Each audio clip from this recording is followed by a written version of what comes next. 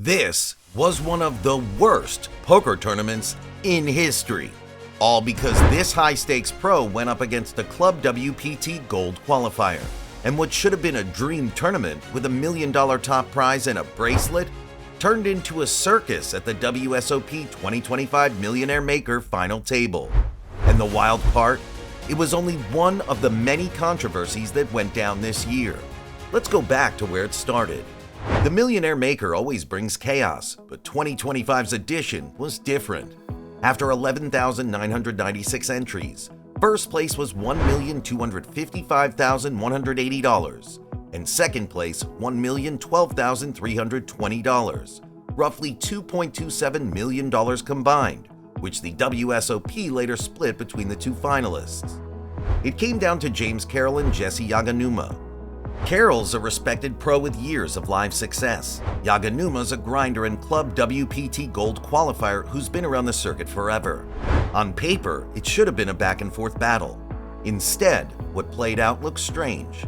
Carroll came in with the chip lead, but he barely fought. He folded over and over. He let Yaganuma raise without resistance. Even in spots where Carroll's known to apply pressure, he just didn't.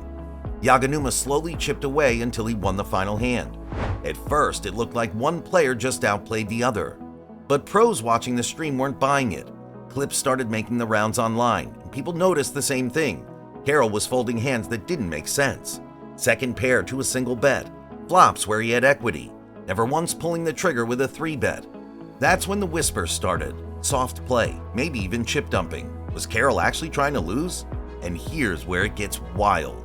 Club WPT had a special promotion running that year. If a gold member won a WSOP event through the right qualifying path, they'd pocket $1 million bonus. Jesse Yaganuma just happened to be one of them. Jesse Yaganuma fit the bill. James Carroll did not.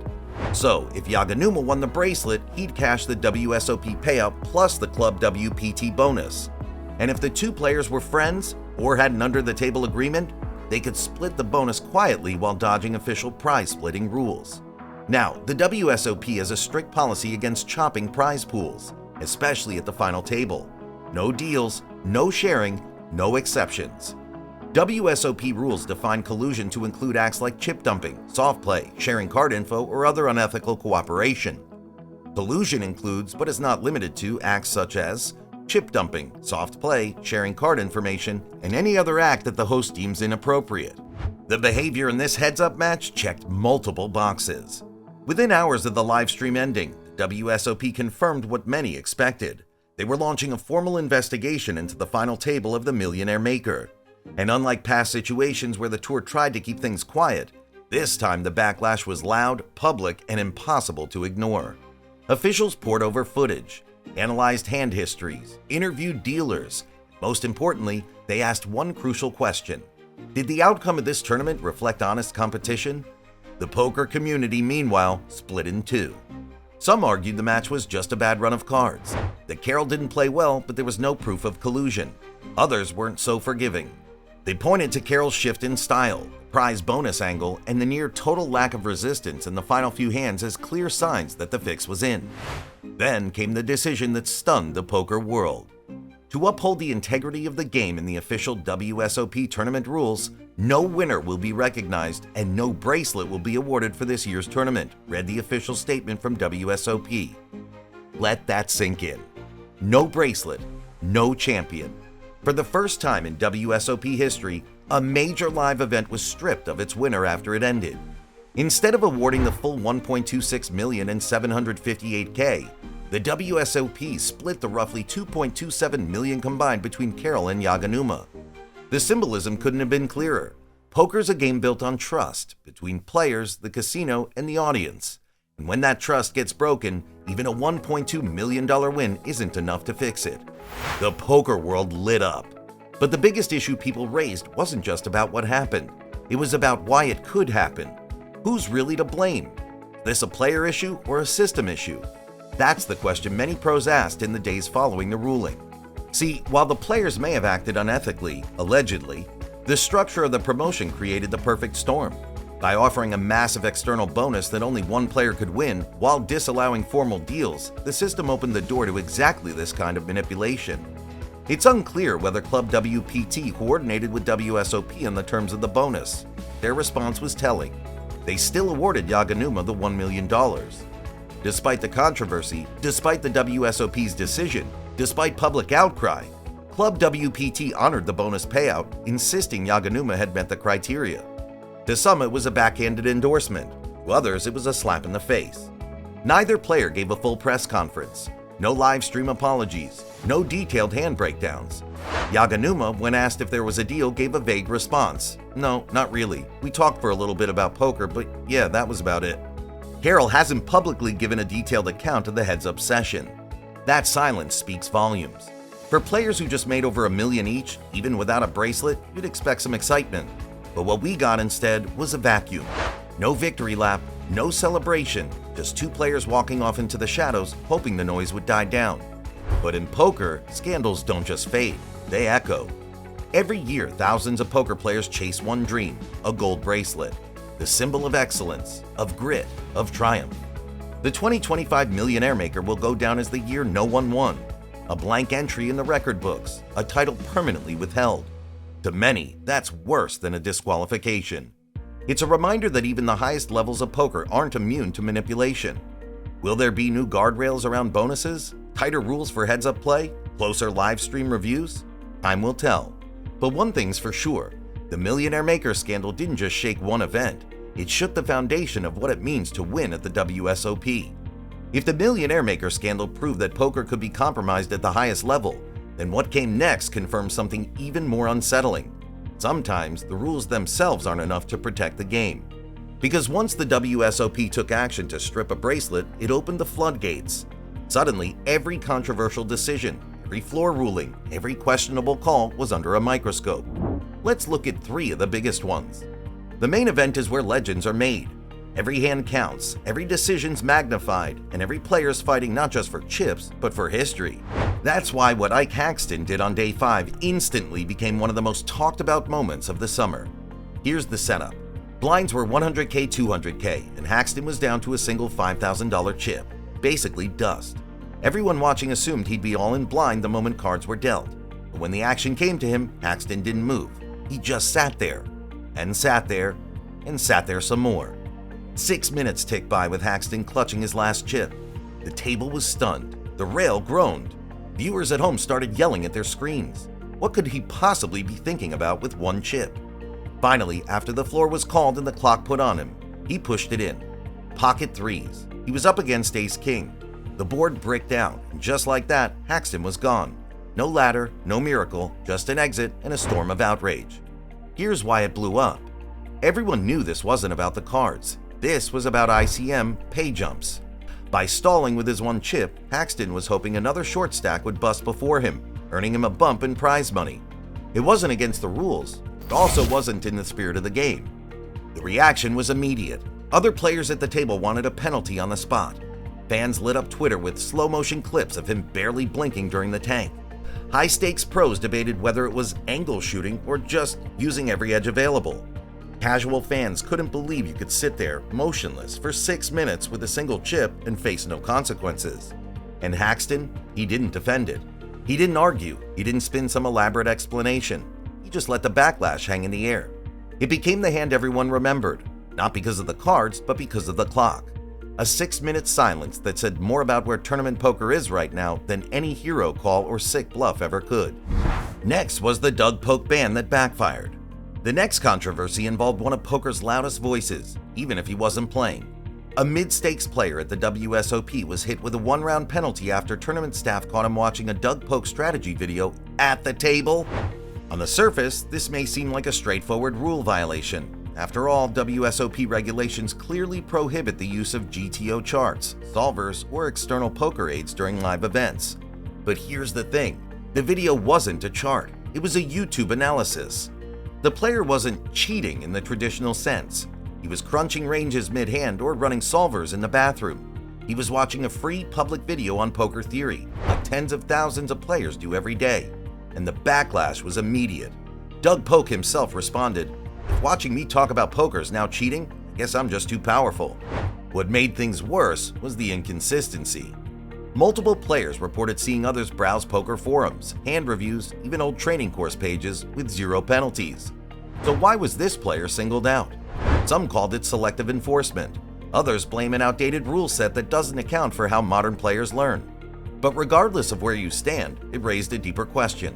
Where's the line between studying and cheating? And more importantly, who gets to draw it? Then there was the PatchGate incident, Adam Hendricks versus the WSOP.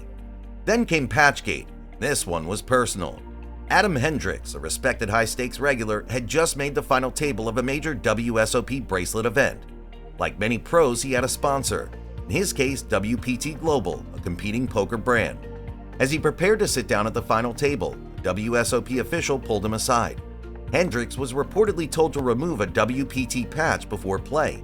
Hendricks was stunned. WPT wasn't banned, the patch wasn't offensive, and he wasn't violating any broadcast agreements. But the WSOP cited its branding policy. Essentially, if they didn't approve it, it wasn't allowed. Hendricks complied, but then he tweeted the interaction publicly.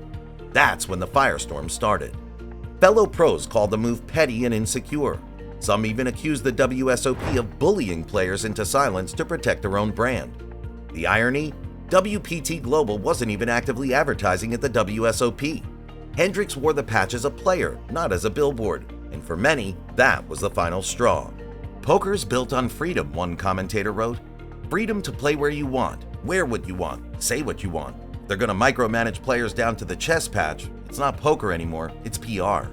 What made things worse was the timing. With so many other controversies already boiling over, the WSOP's crackdown on branding felt less like policy and more like a power play. And once again, the core issue wasn't just the decision, it was the lack of transparency around it. Because by the final week of the 2025 WSOP, it felt like the circus was running itself.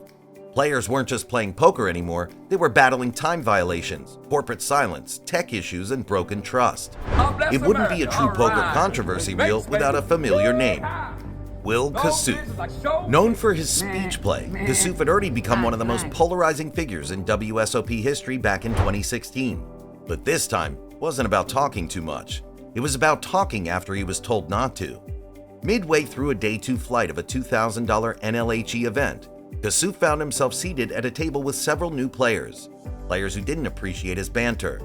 Floor staff issued an informal warning, keep the table respectful. Kassouf toned it down for a few hands. Then, during a tense river decision, he launched into a monologue. The opponent asked him to stop. The dealer warned him again. The floor manager stepped in. But it wasn't enough. Kassouf kept going, needling, baiting, smiling. That's when the WSOP issued a table ejection. Not just a warning or a penalty, a full removal. Kassouf's chips were forfeited, his stack declared dead, and his tournament run ended on the spot. Social media exploded. Some fans called it overkill, others said it was long overdue. But what turned this into a real scandal was Kassouf's response. He went live on Instagram the same night, claiming he was targeted, humiliated, and singled out because I'm a known name. He insisted he was just playing the game the way I always have. He demanded an apology. He even hinted at legal action, saying the WSOP had violated his rights as a player. The WSOP never responded publicly, but behind the scenes, multiple dealers and players confirmed Kassouf had been warned twice. So the community was left to wonder, was this about fairness or revenge? Did the WSOP silence a disruptive player or punish someone for being themselves? Whatever your take, Kassouf's ban was a chilling reminder. 2025, even table talk could end your tournament. Just when things couldn't get weirder, technology stepped in. The WSOP main event final table had just begun. Analysts were hyping it as the most stacked table in years. Then, everything went black. The stream froze, the site crashed, viewers were booted. Inside the Horseshoe Casino, the big screen shut off. The cause? A distributed denial of service DDoS attack, targeting the WSOP's live broadcast servers. For a moment, people thought it was a glitch, but tech teams quickly confirmed it. Someone had intentionally overloaded the servers to take the final table offline. The poker world went into panic mode. Twitter rumors swirled. Was this politically motivated? An inside job? Just a troll with too much bandwidth? Eventually the stream came back, but the damage was done. Players were rattled, the crowd thinned out. No replay, no commentary, no viral moment. The WSOP issued a brief statement, confirming the attack but offering no suspects. They assured fans that future events would be protected by enhanced server security. But for many, it was too late. The biggest poker moment of the year, one fan tweeted, "We missed it because someone wanted to make a point." This wasn't a normal Tuesday at the poker tables. At a WSOP circuit main event in Cherokee, North Carolina, with 65 players remaining, all hell broke loose. A man suddenly lost it and flipped over not one, not two, but 3 poker tables, sending chips and cards flying everywhere. Players stared in disbelief as security tackled him. One described it as tournament director's biggest nightmare. It took almost 2 hours for staff to reconstruct chip stacks and get the event back on track. It was a breakdown straight out of a poker horror film. But if that was poker horror on the felt, what happened next blurred the line between tournament drama and real-world nightmare. Because in the middle of the 2025 WSOP, a young Japanese pro named Yuto Moriyasu simply vanished. He was supposed to play the $10,000 main event, the one tournament every grinder dreams of. Instead, his friends walked into their shared Airbnb to find his car parked outside, his phone and sandals left behind, and his wallet and passport gone. No forced entry, no cameras catching him leave, just absence. A missing person report went out. Police searched hospitals, shelters, detention centers. Nothing. His travel record showed he never re-entered Japan. His roommate begged for answers online, but the silence only deepened the mystery. Officials didn't list him as endangered, but to the poker world, it didn't matter. One of their own was gone without a trace. Where did he go? Was he safe? Would he walk back into the Rio with a late reg ticket in his hand like nothing happened? That was always the promise: trust, integrity, and the game itself. If the WSOP was poker's crown jewel, it was supposed to shine without cracks. But 2025 proved what happens when the surface splits. A bracelet got stripped, a pro tanked on a single chip, a sponsor patch turned into a battlefield, a stream went dark, and a player walked into Vegas and never came back. The cards still flew, the chips still clattered, the lights still burned over the horseshoe. But something else lingered, questions that no floor ruling could answer. Because the real story this summer wasn't just about pots and pay jumps. It was about silence, suspicion, and the shadow hanging over every shuffle. So, is the WSOP still poker's purest test, or has the crown lost a little shine? Let us know in the comments below. You don't walk away in the middle of a heater. This story's just picking up steam. And if you thought this chapter was wild, wait till you see what's coming Wednesday and Friday. The drama's real, the legends are building, your seat's already reserved.